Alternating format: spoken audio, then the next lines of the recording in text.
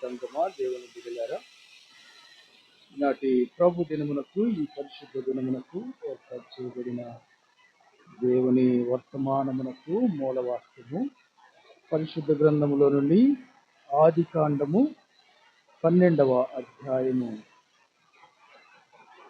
10వ వచనం చదువుతున్నాను, గమనించండి. అప్పుడు ఆ దేశములో కరువు వచ్చింది. ఆ దేశములో కరువు భారముగా ఉన్నందున అబ్రాము ఐగుప్తు దేశములో నివసించుటకు అక్కడికి వెళ్ళెను. దేవుడు తన పరిశుద్ధ వాక్యము మన వినికిడిలో దీవించింది. క్రీస్తునందు ప్రియమైన దేవుని బిడ్డలారా, దేవుని సంగమా, మొదటిగా మీకు యేసుక్రీస్తు నామమున కృపా సమాధానములు కలుగును గాక. మరి ఇక్కడ మనం గమనించినట్లయితే అబ్రామును దేవుడు పిలిచి, నీ తండ్రి దేశము, నీ యొక్క తండ్రి ఇంటిని, మరి నీ బంధువుల్ని, రక్త సంబంధికులందరినీ విడిచి మరి నేను చూపించే దేశానికి వెళ్ళు అని దేవుడు చెప్పినప్పుడు అబ్రాము మరి దేవుని మాటకు విధేయత చూపించి లోబడి మరి ఆయన చేసినటువంటి ప్రయాణము కనాను దేశానికి, కల్దీయుల దేశము నుండి కనాను దేశానికి ప్రయాణము కొనసాగిస్తున్నప్పుడు ఈ ప్రయాణం అంతా కూడా 1500 మైళ్ళు నడిచారు. ప్రయాణం ఈ 1500 మైళ్ళు ప్రయాణం చేసినప్పుడు ఈ ప్రయాణము ఏదో సులువైన ప్రయాణం కాదు, ఏదో మంచి దారిలో వెళ్ళినటువంటి ప్రయాణం కాదు. అప్పుడు రోడ్లు లేవు, దారులు లేవు.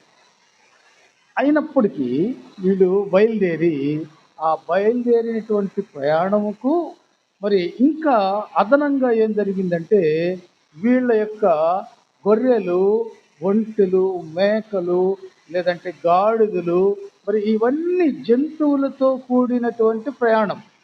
వీటన్నిటినీ మరి కలుసుకొని వీళ్ళు ప్రయాణం చేస్తూ ఉన్నారు.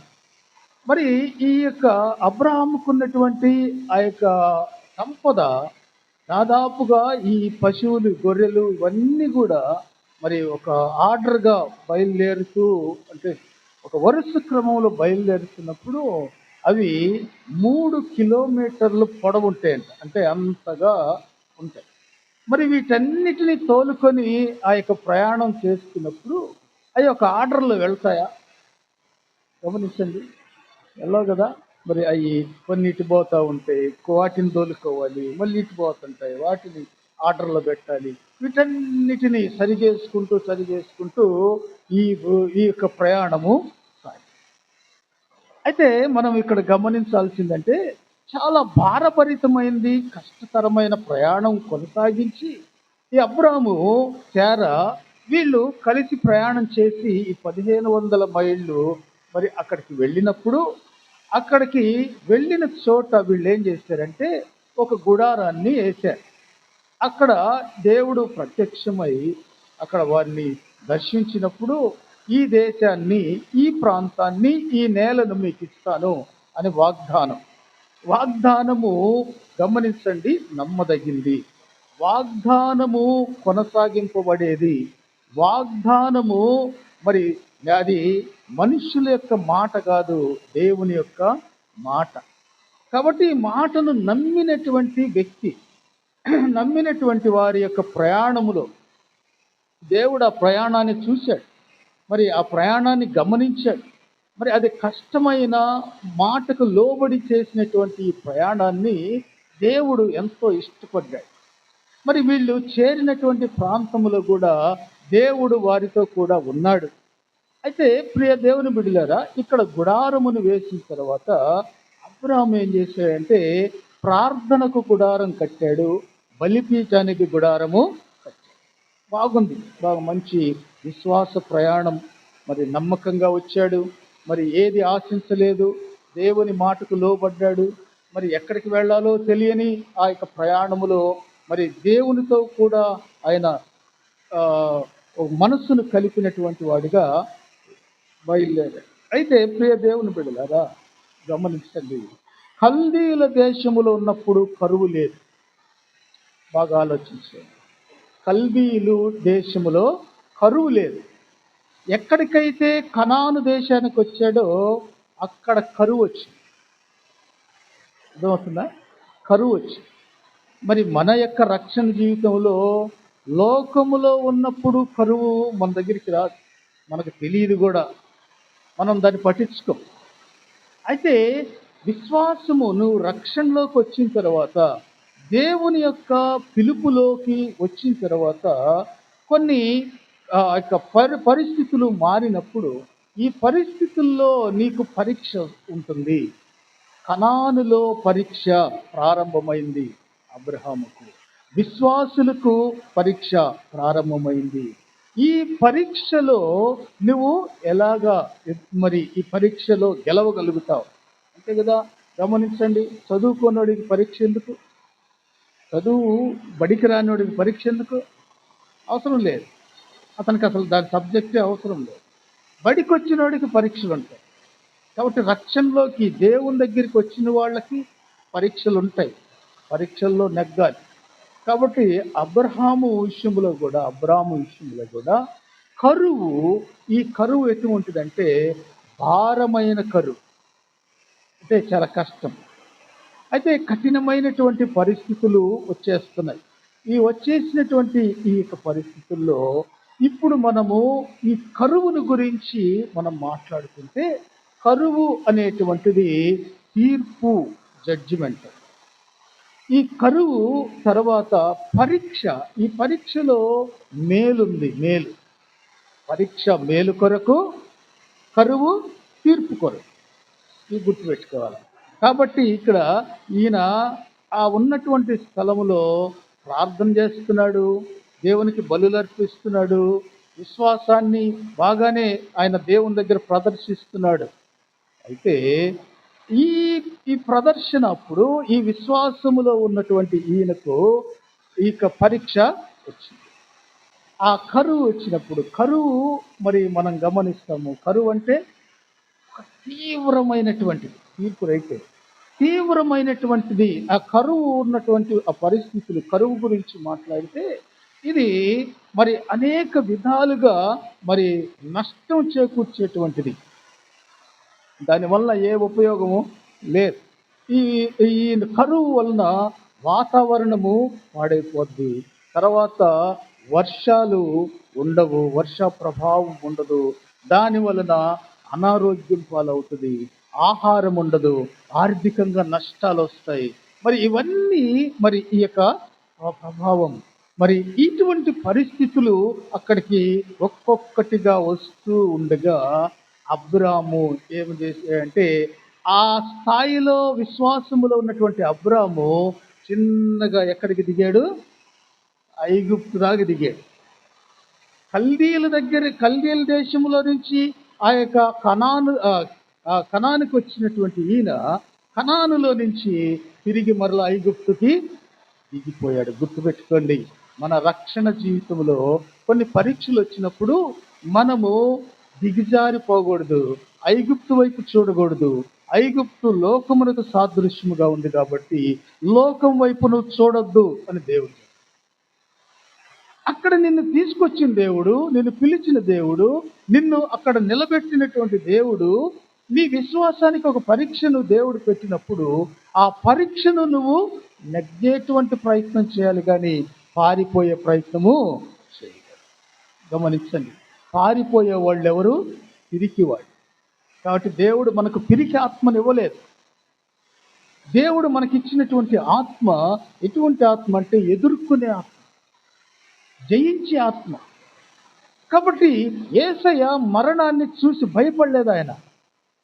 ఆయన మరణము ఇక్కడ ఉంది, భూమి మీద ఉంది, ఆయన చనిపోవాలి అనుకొని తెలిసినప్పటికీ కూడా ఆయన భూమి మీదకి వచ్చాడు.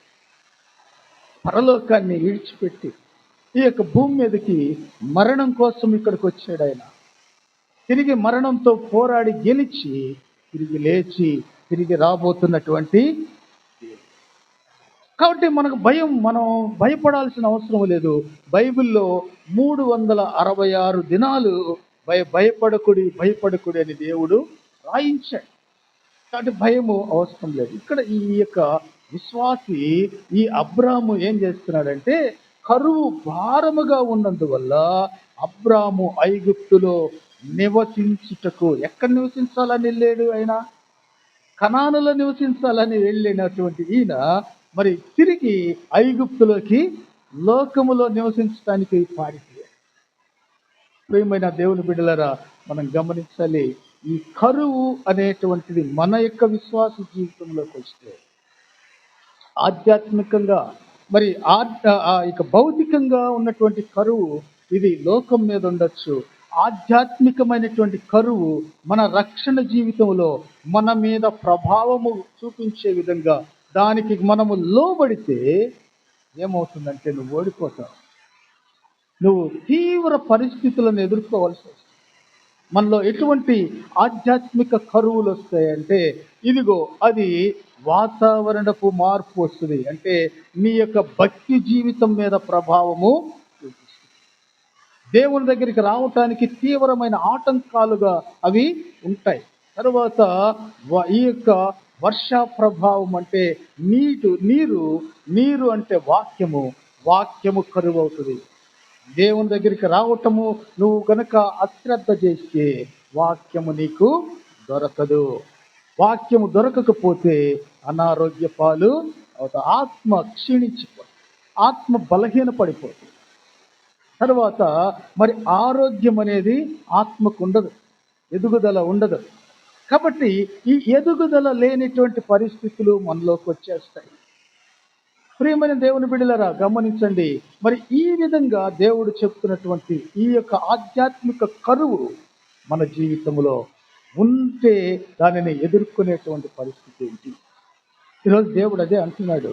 మరి ఈ యొక్క పరిస్థితులను మనము ఉన్నప్పుడు వాటి యొక్క పరిస్థితిని బట్టి మనము ఎలాగా దానిని మరి జయించాలి? అసలు కరువు గురించి దేవుడు ఏం మాట్లాడుతున్నాడు?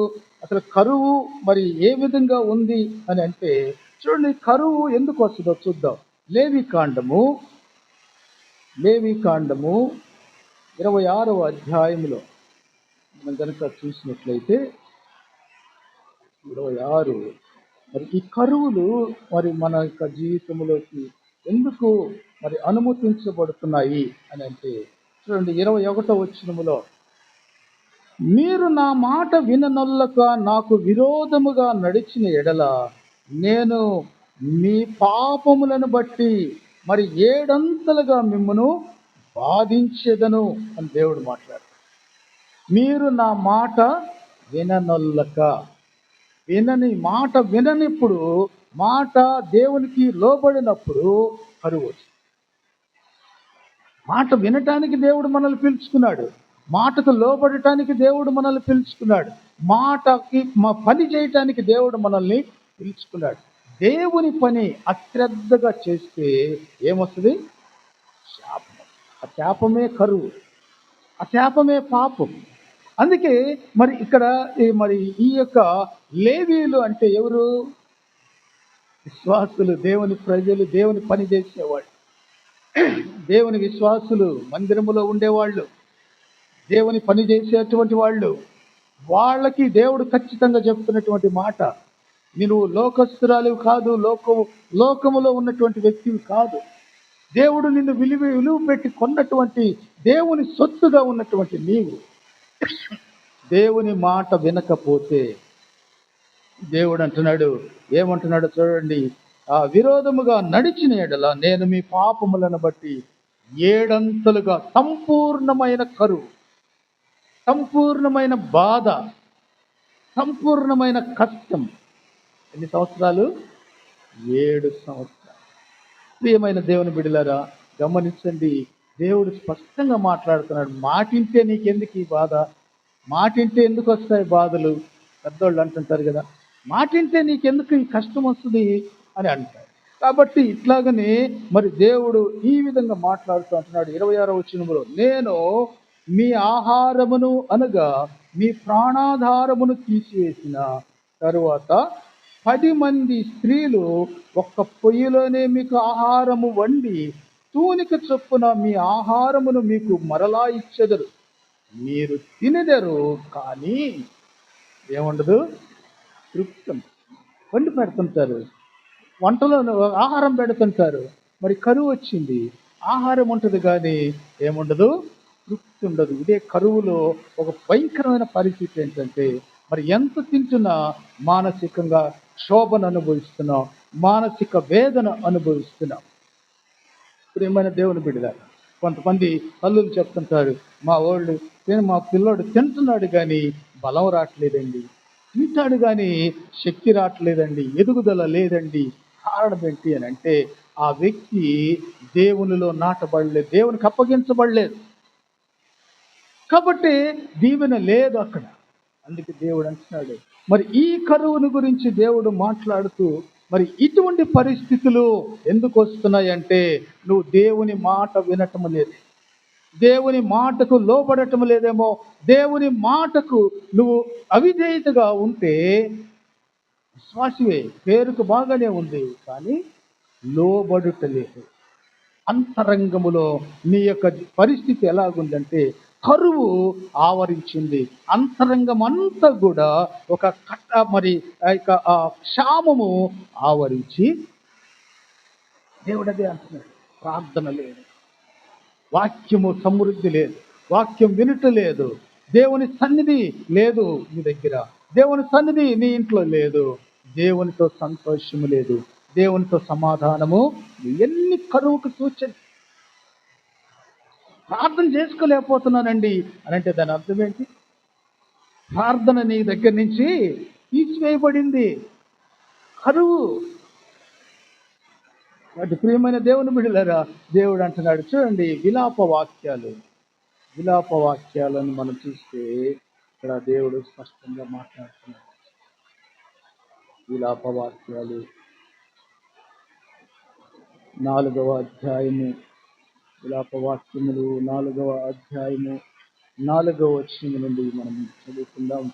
దప్పి చేత సంటి పిల్ల నాలుక వాని అంగిటికి అంటుకొనును, పసి పిల్లలు అన్నమడుగుదురు, ఎవడునో వారికి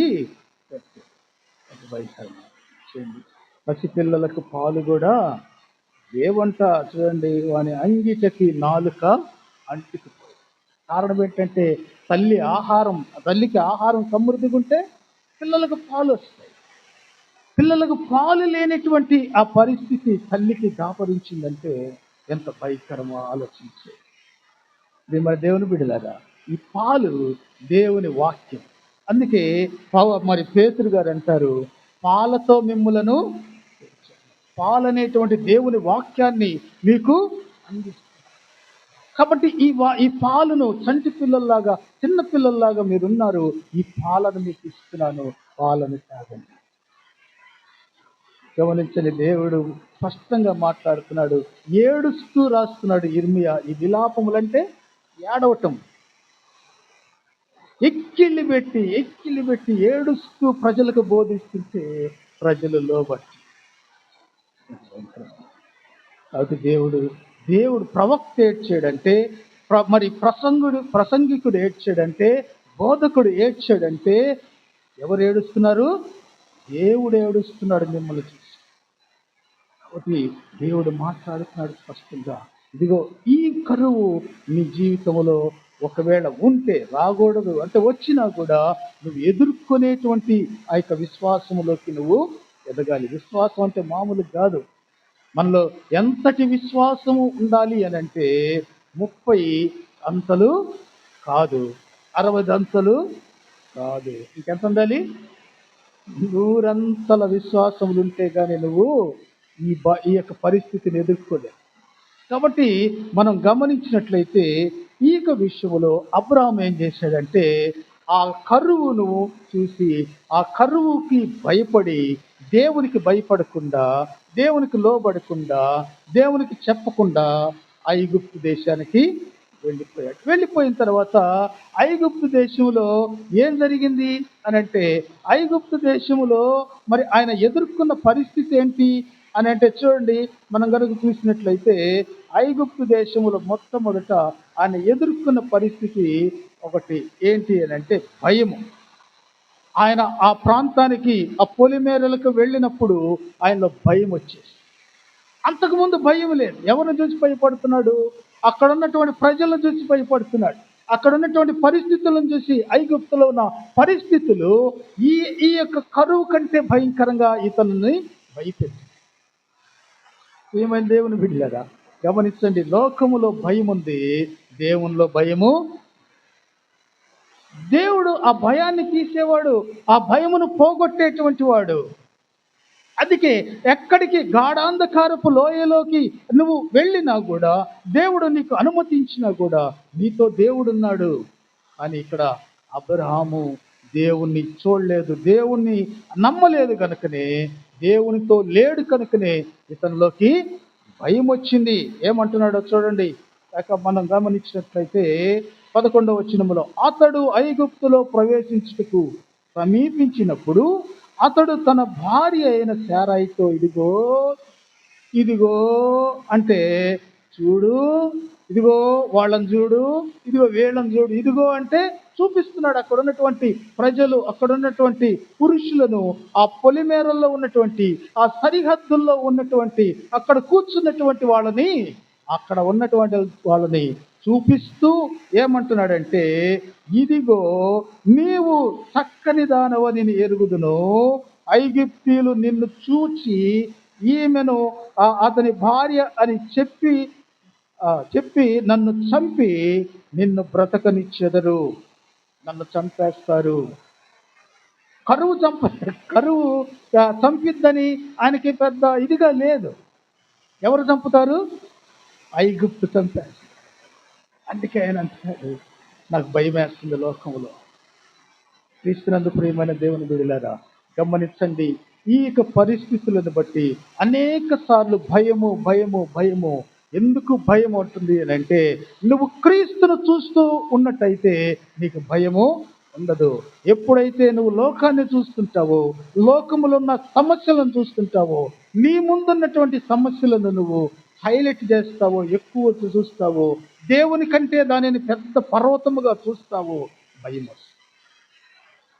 కాబట్టి మరి ఇక్కడ అబ్రహాముకు వచ్చినట్టు ఎదుర్కొన్న సమస్య ఏంటంటే భయము అతన్ని ఆవరించింది. ఎప్పుడైతే నువ్వు భయపడతావో అది నీకు ఎలాగుంటుందో చూడండి. సామెతల గ్రంథము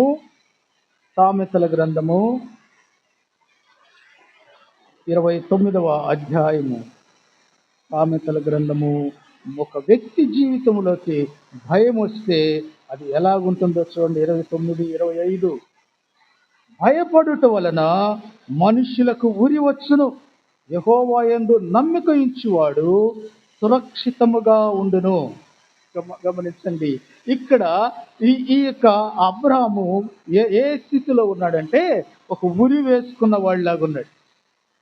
భయపడుతూ అతనే ఉరి కంబం ఎక్కిన వాడిగా అతను ఉన్నటువంటి పరిస్థితి మనం చూస్తున్నాం. రెండవ భాగము ఏం చెప్తుందంటే, యెహోవా యందు నమ్మిక ఉంచువాడు, నమ్మకము లేకపోతే భయము ఉరిగా మారుతుంది, నమ్మకం ఉంచితే సురక్షితంగా ఉన్నాడు.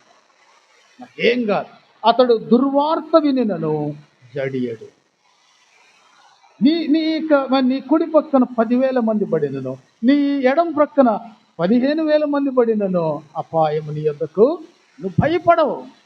కారణం ఏంటంటే, నువ్వు దేవుని యందు విశ్వాసము కలిగి ఉన్నావు, నమ్మకం ఉంచావు కనుకనే దేవుడు అపాయము నీ యొద్దకు రానివ్వడు. అబ్రాహాము విషయంలో మరి అయితే నమ్మైతే వచ్చాడు, కానీ ఆ యొక్క కనాను దేశానికి అక్కడ ఏం ప్రదర్శించలేదు, విశ్వాసము కావలసిన స్థాయిలో అబ్రహాములో లేదు. మన రక్షణ జీవితంలో మనం కొనసాగుతున్నాం, రోజు గడుపుతున్నాం, రోజు రక్షణ జీవితం వస్తూ ఉంది, కానీ సరైన విశ్వాసములో మనము లేము, దేవుని మీద సరైన నమ్మకము ఉంచట్లేదు. కాబట్టి ఒకరోజు ఏదో దేవుడు చేసినటువంటి దాన్ని బట్టి అంతవరకే ఉంటున్నారు, కానీ విశ్వాసం మళ్ళీ ఇంకొక సమస్య వచ్చిన తర్వాత తిరిగి మరలా దేవుణ్ణి, కొంచెం లేట్ అయింది దేవుని యొక్క కార్యాలు. ఎందుకు ఆలస్యములో ఏముందంటే, మనకు పరీక్ష ఉంటుంది కాబట్టి దేవుడు కొన్నిసార్లు ఆలస్యం చేస్తాడు. నీ విశ్వాసాన్ని, రైటే, నువ్వు నాలో ఉంటున్నావు, నా దగ్గరికి వస్తున్నావు, దేవుని సన్నిధిలో ఉంటున్నావు, దేవుని ఆరాధిస్తున్నావు, అంత బాగానే, విశ్వాసమునకు తగిన స్థాయిలో లేదు. అందుకే దేవుడు అంటున్నాడు, యెహోవా యందు నమ్మిక ఉంచువాడు సురక్షితముగా ఉండును. కాబట్టి ప్రియ దేవుని బిడ్డలారా, ఈ యొక్క పరిస్థితుల్లో మనకొచ్చే పరీక్ష ఎలాగుంటుందో ఒకసారి మనం గనక గమనించినట్లయితే, కీర్తనల గ్రంథము 66వ కీర్తన, కీర్తనలు 66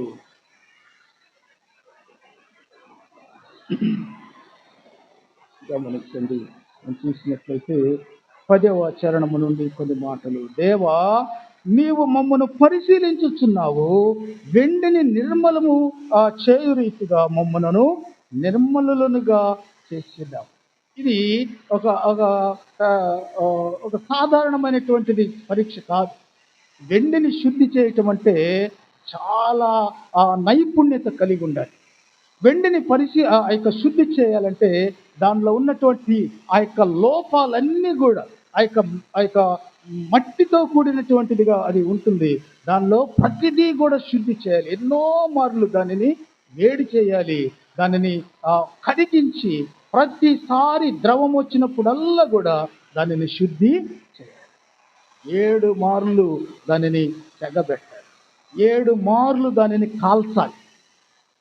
కాబట్టి గమనించండి, మరి ఇటువంటి పరీక్షలోకి ఈ యొక్క ప్రజలు చెప్తున్నటువంటి మాట, ఈయన ఏమంటున్నాడంటే, ఈ యొక్క ప్రధాన గాయకునికి ఈ కీర్తన, ఈ సన్నిధిలో దేవుని ఆలయానికి తగినటువంటి కీర్తన ఇది.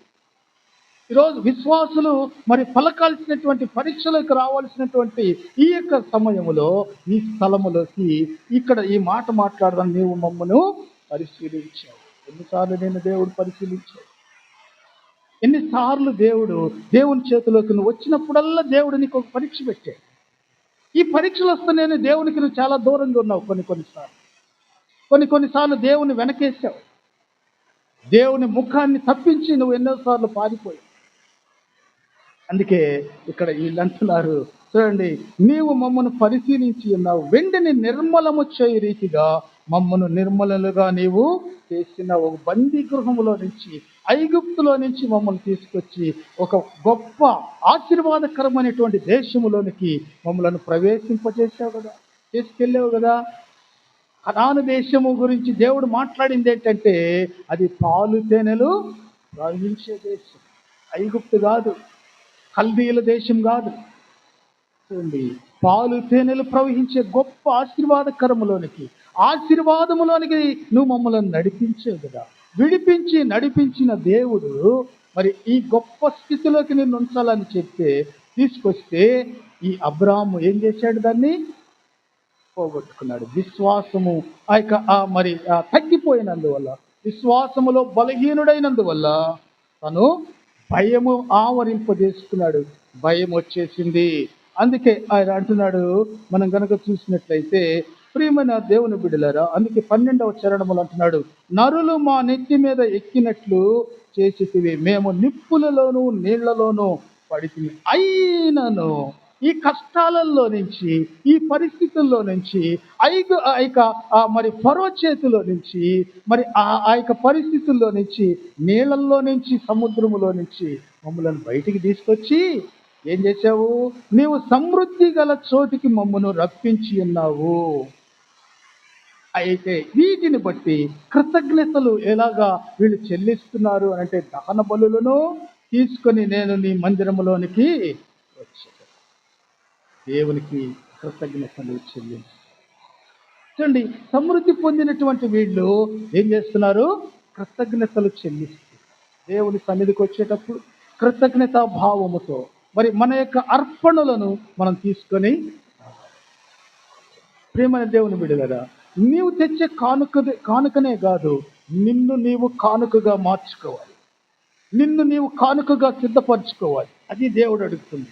నీవు కానుకగా మారితే నువ్వు తెచ్చేది ప్రతిదీ చిన్నదైనా కూడా దేవుడు దానిని ఆశీర్వదిస్తాడు.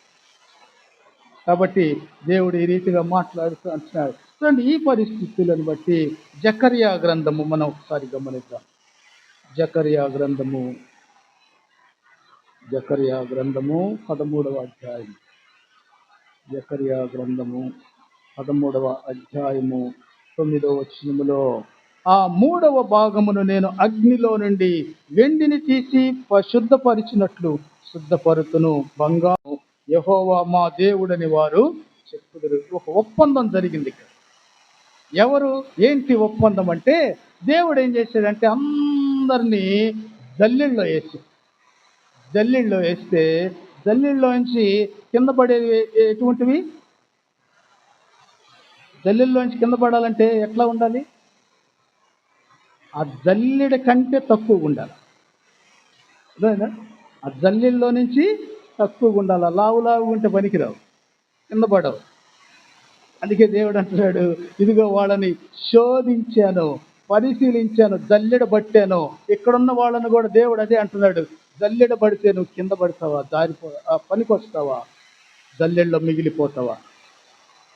దేవుడు అదే అంటున్నాడు, శోధించాను. ఇప్పుడు కింద కొద్ది మొత్తం పడింది, ఈ కొద్దిది ఏమంటుందంటే నా దేవుడు యెహోవా. మా దేవుడు అనే అర్హత ఎవరికి వచ్చింది అని అంటే, ఉపయోగకరంగా ఉండే వాళ్ళకి.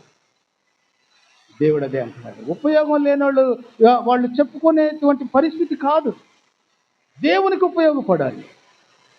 అందుకే ఆయన అంటాడు, మరి ఈ పరిస్థితుల్లో వాళ్ళు నా నామమును బట్టి మొర్ర పెట్టినప్పుడు నేను మొర్ర ఆలకిస్తాను. మరి మన ప్రార్థనలు దేవుని దగ్గరికి వెళ్తున్నాయా? మన ప్రార్థనలు దేవుడు ఆలకిస్తున్నాడా అని అంటే, మేము నమ్ముతున్నాం కానీ ఆ పని జరగట్లేదే. మా ప్రార్థన ఆడదాకా వెళ్తుంది అనుకుంటున్నాం కానీ అది ఇంటికప్పు దాటట్లేదే. కొన్ని మార్లు నువ్వు దేవునికి మొర్రపెట్టావు, ఒక్కసారి ఆలోచించండి. ఒక్క నిమిషం.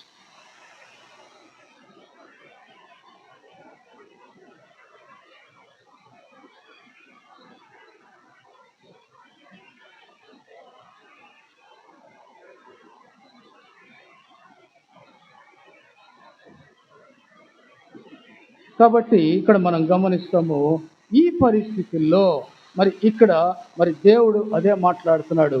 ఈ కొలిమిలో, విశ్వాసపు కొలిమిలోకి, దేవుని కొలిమిలోకి గనుక మనము వెళ్ళటానికి ఇష్టపడితే, దేవుడు మనల్ని పరిశీలించి పరిశోధించి ఎలా తీసుకొస్తాడు అని అంటే, ఎలా తీసుకురావాలని దేవుడు చేయడు.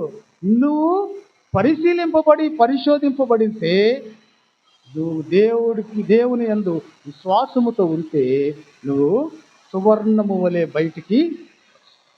నీ విశ్వాసము దేవుడు పరీక్షలోకి తీసుకొస్తే, కొలిమిలో వేస్తే, నీ విశ్వాసము నిజమైందైతే, నీ విశ్వాసము సరైనదైతే నువ్వు సువర్ణము వలె బయటకు వస్తావు. అదే దేవుడు మాట్లాడుతూ అంటున్నాడు. అయితే ఈ అబ్రహాము చేసినటువంటి మొట్టమొదటి తప్పు ఏంటంటే, ఆయన సొంత నిర్ణయం తీసుకున్నాడు. దేవుని నిర్ణయం కాదు అది. ఐగుప్తు వెళ్ళమంటున్నాడా దేవుడు ఐగుప్తు వెళ్ళమని చెప్పాడా? కాదు. ఇతనే ఏం తీసుకున్నాడు నిర్ణయము? సొంత నిర్ణయం తీసుకున్నాడు. ఈ స్వబుద్ధి మీద నీవు ఆధారపడొద్దు అంటున్నాడు దేవుడు. నీ సొంత ఆలోచన చెయ్యొద్దు.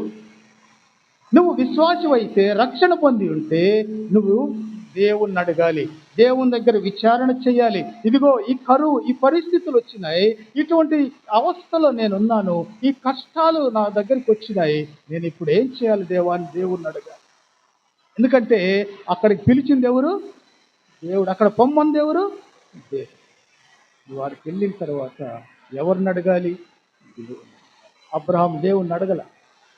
ఇద్దరు కూడి మాట్లాడుకొని, మొదటేమో వాళ్ళ ఊరు నుంచి కనాన్ దేశానికి వెళ్ళేటప్పుడు అబ్రహాం చెప్పాడు, సరమ్మా మనం ఎక్కడికి వెళ్ళాలి? కనాన్ దేశానికి దేవుడు బొమ్మన్నాడు, మరి నువ్వు సిద్ధమేనంటే పదయ్యా, దేవుడు బొమ్మంటే మనం ఎందుకు పోకూడదు? ఇద్దరు కూడి తీసుకున్న నిర్ణయం మంచి నిర్ణయమే, బయలుదేరి వచ్చారు. ఇప్పుడు ఐగుప్తు దేశానికి వెళ్ళటానికి ఇద్దరు మాట్లాడుకున్నారు. అమ్మో ఈ కరువు, అమ్మో ఇక్కడ నేల నీళ్లు లేవు, అమ్మో ఇక్కడ పరిస్థితి ఆహారం లేదు, ఆ అనారోగ్యం, మన గొర్రెలు చనిపోతున్నాయి, మన యొక్క పరిస్థితులు, మన పశువులు అన్నీ అనారోగ్య పాలైపోతున్నాయి. చూసి భయపడి మరి వీళ్ళిద్దరు తీసుకున్న నిర్ణయము ఐగుప్తు పారిపోతారు. మన యొక్క కుటుంబాల్లో కూడా మనం తీసుకునే నిర్ణయాలు ఎలాగుంటాయో ఒకసారి ఆలోచించు. అననీయ, సప్పీరా వాళ్ళు విశ్వాసులే, కానీ ఇంట్లో తీసుకున్న నిర్ణయము సొంత నిర్ణయం, దేవుని నిర్ణయం. అందువల్ల వీళ్ళు ఆ సొంత నిర్ణయం చేసినందువల్ల వీళ్ళు భయమునకు లోనయ్యారు. తిరిగి అక్కడికి వెళ్ళిన తర్వాత ఆ ఐగుప్తులో వీళ్ళని ఆ యొక్క సమస్యలు వీళ్ళని వెంటాడుతూ ఉన్నటువంటి పరిస్థితి. ఇంకొక సొంత నిర్ణయం చెప్పగా రూతు. మరి రూతు గ్రంథములో మనం చూస్తాము, ఆ యొక్క మోయాబు దేశానికి వచ్చినటువంటి ఆ యొక్క దేవుని బిడ్డల యొక్క కుటుంబం, విశ్వాసుల యొక్క కుటుంబం. ఆ కుటుంబము అక్కడ ఆ బెత్లెహేములో కరువు వచ్చిందని వాళ్ళు ఏం చేశారు? ఎక్కడికొచ్చారు? మోయాబు లోకంలోకి వచ్చారు. కరువు కొద్దిపాటిదే. మన పరిస్థితిని, మన పాపమును బట్టి, మన అతిక్రమమును బట్టి అది దీర్ఘకాలంగా కూడా ఉండొచ్చు. 10 రోజులుండే కరువు ఉంది, నెల రోజులుండే కరువు ఉంది, సంవత్సరాలు కొనసాగే కరువు ఉంది. ఆలోచించి ఈ యొక్క పరిస్థితుల్లో వీళ్ళు దేవుణ్ణి ఆశ్రయించి దేవుని మీద ఆధారపడకుండా వీళ్ళు ఏం చేశారు? కుటుంబము మోయాబు దేశానికి వస్తే, మోయాబులో తన సొంత నిర్ణయం వల్ల వాళ్ళు ఎంత నష్టపోయారు. కుటుంబ యజమానుడు, బిడ్డలు, మరి ఆ పరిస్థితులను బట్టి మరి 5గురితో వచ్చినటువంటి కుటుంబము ఒక్కరితో వెనుదిరిగి బెత్లెహేముకు. చూడండి, సొంత నిర్ణయాలు ఎంత భయంకరంగా ఉంటాయి. నువ్వు చేయటమే కాదు, నీ ఇంట్లో నువ్వు చేసుకునే నిర్ణయాన్ని బట్టి ఎంతమంది బాధపడుతున్నారో ఆలోచించు. నీతో పాటు నీ కుటుంబీకులందరూ బాధపడుతున్నారు. మరి ఇక్కడ వీళ్ళు తీసుకున్న నిర్ణయమును బట్టి బిడ్డలు బాధపడిపోయారు. మరి అక్కడ ఉన్నటువంటి ఆ యొక్క కుటుంబం అంతా నష్టపోయింది. క్రీస్తునందు ప్రియమైన దేవుని బిడ్డలారా, యోనా అని దేవుడు ఏం చెప్పాడు? ఎడకు బొమ్మన్నాడు కదా, ఏ పని మీద బొమ్మన్నాడు? ఆడికెళ్ళి సువార్త చెప్పి వాళ్ళని బతికించయ్యా పో, వాళ్ళు చచ్చిపోతారు ఇంకా నేను గనక వదిలేస్తే, ఆఖరి అవకాశం వాళ్ళకి ఇస్తున్నాను, పోయి వాళ్ళని చెప్పి వాళ్ళు బతికించమని చెప్తే ఈ యోనా దేవునికి ఆ చెప్పిన మాట ఇష్టం లేక, దేవుని మాటను ఆయన మరి అంగీకరించలేక వాళ్ళని నష్టానికి వదిలేయాలనుకొని అక్కడికి నినివేకి వెళ్ళాల్సినటువంటి ఆ యొక్క పడవ ఉంది, తర్షీషుకు వెళ్ళాల్సిన ఆ ఓడ 2 ప్లాట్ఫామ్ మీద ఉన్నాయి. ఇప్పుడు ఈయన నిర్ణయం చేస్తున్నాడు. ఏ నిర్ణయం తీసుకున్నాడు? పోవాలి, వీళ్ళు నాశనం అయిపోయినా నాకు పర్వాలేదు.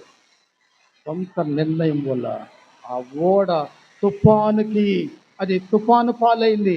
తుఫానుని ఎదుర్కొనేటువంటి ఓడగా అయిపోయింది. తద్వారా మరి ఈ ఒక్కడి అవిధేయత వలన, ఈ ఒక్కడి సొంత నిర్ణయం వలన ఏం జరిగింది? ఓడంతటికి ప్రమాదం వచ్చింది. ఎవరు దీనికి కారణం అంటే వెతికితే ఓడంతా కూడా ఆ అడుగున పడుకున్నాడు, నిద్రపోతూ హాయిగా నిద్రిస్తూ నాకేం పర్వాలేదు, అదిక లోకం ఎట్టుపోతే నాకేమి, వాళ్ళు ఎట్ట నష్టపోతే నాకేమనుకొని గాఢ నిద్రలో ఉన్నటువంటి వాడు ఈరోజు దేవుడు తట్టి లేపుతున్నాడు. ఈరోజు నీ నిద్రావస్థ, నీ ఆధ్యాత్మిక నిద్రలో నువ్వు ఉంటే దేవుడు నిన్ను తట్టి లేపుతున్నాడు. ఈ నిద్రపోతా లే, మేము ఎంత భయంకరమైన తుఫాన్ని ఇక్కడ ఎదుర్కొంటుంటే ఏమి పట్టనట్టు పడుకుంటున్నావు? భారము లేదా? రక్షణలో నశించిపోతున్న ఆత్మల పట్ల భారం లేదా నీకు? భారము లేనివాడిగా నువ్వు నిద్రపోతున్నావు. మన దేవుని బిడ్డలారా, సొంత నిర్ణయాల వల్ల ఎంత కష్టాలు మనం ఎదుర్కోవాల్సి వస్తుందో ఆలోచించి దేవుని దగ్గరికి వచ్చి దేవుని అడిగుంటే, ప్రభు ఇది నేను చెయ్యొచ్చా చేయకూడదా, ఇదిగో ఈ నిర్ణయం నేను తీసుకోవచ్చా లేదా? దావీదు ఏం చేసేవాడంటే, ఆయన చేసిన ప్రతి యుద్ధములోనూ దావీదు ఎక్కడికి వెళ్ళేవాడు? దేవుని సన్నిధికి వెళ్ళి ఆయన పాదాలు పట్టుకొని, తండ్రి నేను వెళ్ళొచ్చా వెళ్ళకూడదా, యుద్ధం చెయ్యొచ్చా చేయకూడదా అని అడిగితే దేవుడు ఏం చేస్తాడంటే ఆ యొక్క యుద్ధాన్ని, ఆ శత్రువుని నీ చేతికి అప్పచెప్తాడు దేవుడు. ఈరోజు నువ్వు ఎదుర్కొంటున్న ప్రతి సమస్యను దేవుడు నీకు అప్పచెప్పడానికి ఇష్టంగా ఉన్నాడు. కానీ నువ్వు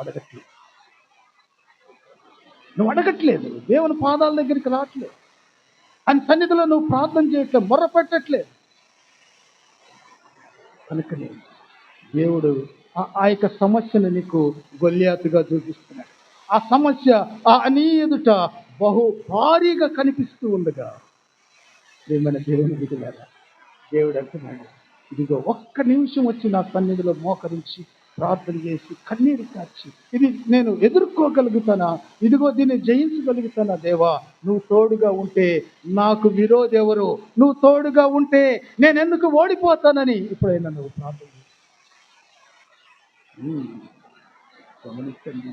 అన్న రేయింబగళ్ళు ఏం చేసేదామే అండి, ప్రార్థన చేసి అమ్మ డ్యూటీ ఏంటి, మొదటిది దేవాలయం మెట్లు శుభ్రం చేయటం. ఆ దేవాలయం మెట్లు ఎందుకు శుభ్రం చేస్తుంది తెలుసా?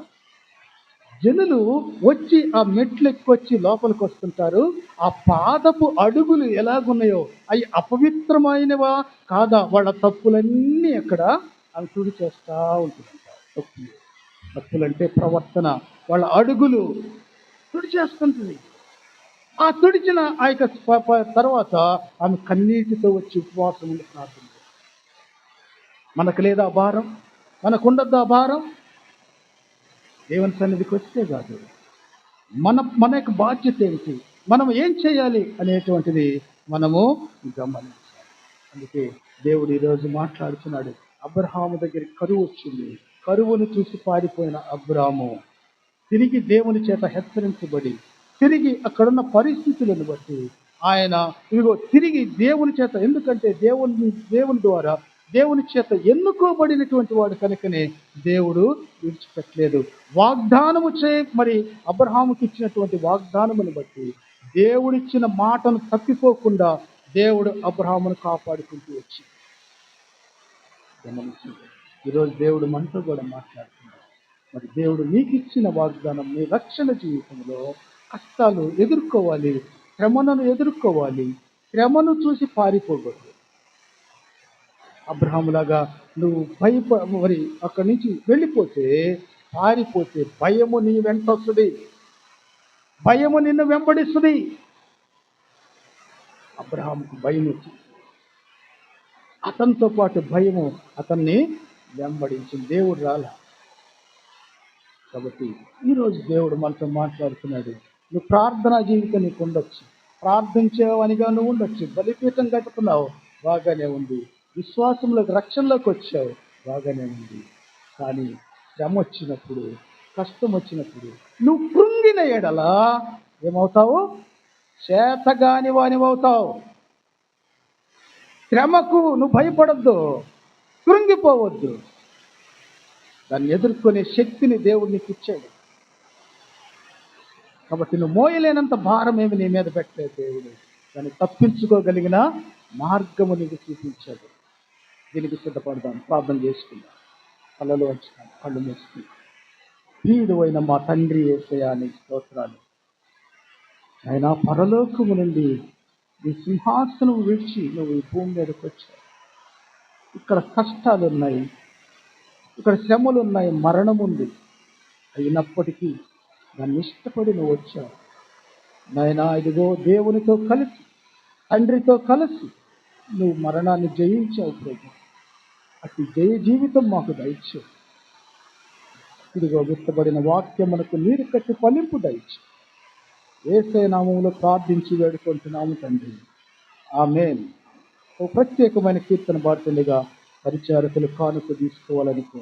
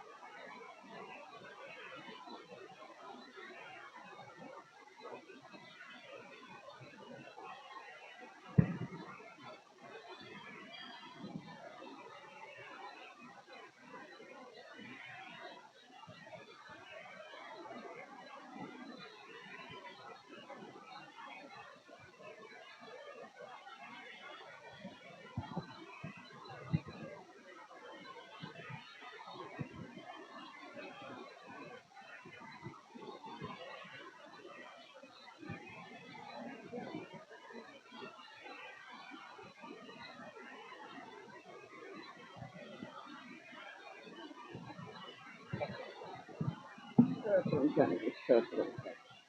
దశమా భాగములెల్ల దేవునివి, ధారాళ మొగనీయ సమకూడుడి.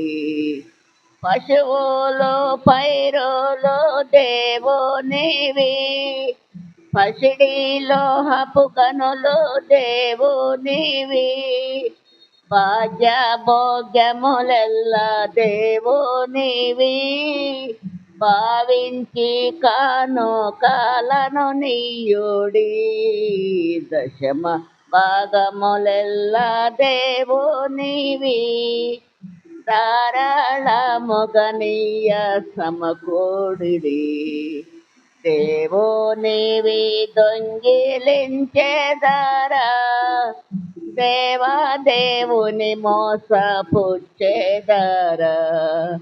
భావించి మది నుంచి భయము నుంచి, ప్రార్థింపదల వంచి ప్రభు భాగమున్, దేవాలయంబును పూర్ణంబుగా దేదీప్యముగనుండ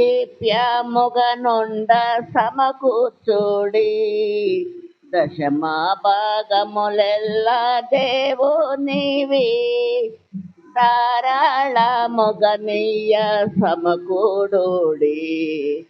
పరిశుద్ధ దేవుని మందిరము పరిపూర్ణముగాను యోచించుడి. పరిశుద్ధ భాగము విడదీయుడి, పాడి పంటలు నాస్తి దేవునివి, 10వ భాగంబు దేవునిది, పరమాత్మ దీవెనలను పొందుడి. దశమా భాగములెల్ల రళ మొగనీయ సమకూడుడి. ప్రథమ ఫలంబులో దేవునివి, విదితంబుగా నీయమది నించుడి. సదమాల హృదయములను పొందియు, ప్రథమ భాగమునెల్ల విడదీసియు, ముదమున దేవుని కర్పించుడి. సదయు దీవెనలొంద సమకూర్చుడి. దశమా భాగములెల్ల దేవునివి, ధారాళ మొగనీయ సమకూడుడి. దిన భోజనం బిచ్చు దేవునిని, ఘన సౌఖ్యములనిచ్చు దేవునిని, వినయంబుతో మదిని ధ్యానించుచు, దిన భోజనంబులను భాగించుచు, మానక దేవుని కర్పించుడి. ఘన సేవ జయమొంద పనిబూనుడి.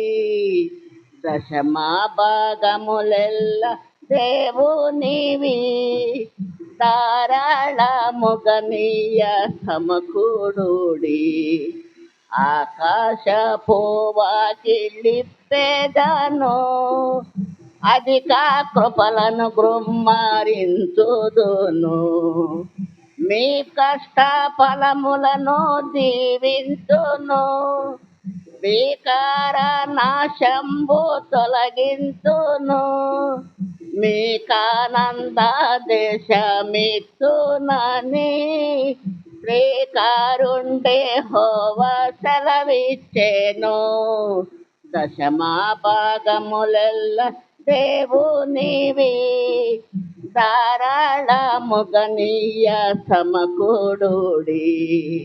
పశువులు పైరులు దేవునివి, పసిడి లోహపు గనులు దేవునివి, భాగ్య భోగ్యములెల్ల దేవునివి, భావించి కానుకలను నీయుడి.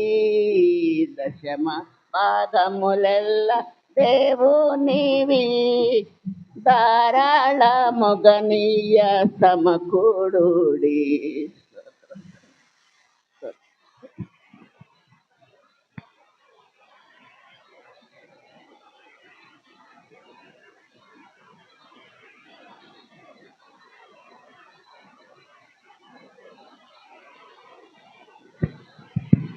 దేవుని పరిశుద్ధ నామమునకు మహిమ కలుగును గాక. ఈ పరిశుద్ధ ఆరాధనలో శ్రేష్టమైన దైవ వర్తమానమును అందించినటువంటి దైవ సేవకులు పాస్టర్ రెవరెండ్ పసుమతి చిరంజీవి గారికి యేసుక్రీస్తు నామంలో, అలాగే సంఘ పక్షమున విశ్వవయ్య పక్షమున కృతజ్ఞతలు తెలియజేస్తున్నాం. అలాగే చేరి వచ్చిన సంఘమంతటికి యేసుక్రీస్తు నామంలో వందనాలు తెలియజేస్తున్నాం. ఈ దినమున సంఘమును ప్రేమించి టీ స్పాన్సర్ చేసిన వారు బోధాల ప్రమీల గారు. ప్రతి ఆదివారం వారు స్పాన్సర్ చేస్తున్నారు. దేవుడు వారిని, వారి కుటుంబమును దీవించి ఆశీర్వదించునుగాక. వారి యొక్క సమస్త అక్కరలను దేవుడు తీర్చునుగాక. ఆమేన్. చివరి ప్రార్థన ఆశీర్వాదముతో ఈ పరిశుద్ధ ఆరాధనను ముగించుకున్నాం.